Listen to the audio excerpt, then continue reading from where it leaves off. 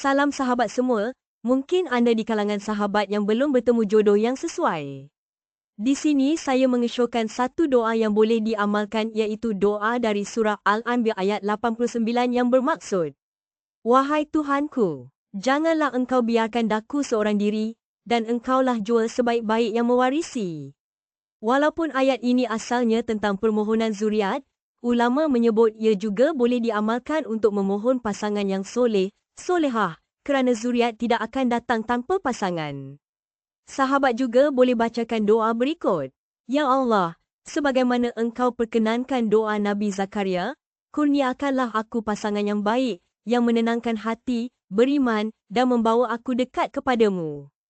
Doa tambahan yang juga boleh diamalkan ialah sebagaimana surah Al-Furqan ayat 74 yang bermaksud, Wahai Tuhan kami, kurniakanlah kepada kami pasangan dan zuriat yang menjadi penyejuk mata hati kami, dan jadikanlah kami imam yakni teladan bagi orang yang bertakwa.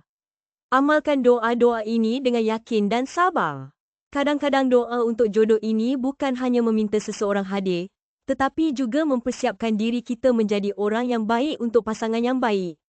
Di dalam surah An-Nur ayat 26 Allah berfirman yang bermaksud, Wanita-wanita yang buruk adalah untuk lelaki-lelaki yang buruk, dan lelaki-lelaki yang buruk adalah untuk wanita-wanita yang buruk. Wanita-wanita yang baik adalah untuk lelaki-lelaki yang baik, dan lelaki-lelaki yang baik adalah untuk wanita-wanita yang baik. Mereka yang baik itu bersih daripada apa yang dituduhkan kepada mereka. Bagi mereka keampunan dan rezeki yang mulia yakni syurga. Oleh itu, jika kita mahukan pasangan yang baik sebagai jodoh, usahakan untuk menjadi baik soleh dan solehah. InsyaAllah jodoh yang soleh dan solehah akan menjadi milik kita. Selamat menjadi soleh dan solehah. Jika video ini bermanfaat buat anda, sila like, komen dan share. Assalamualaikum, jumpa lagi di lain video, bye-bye.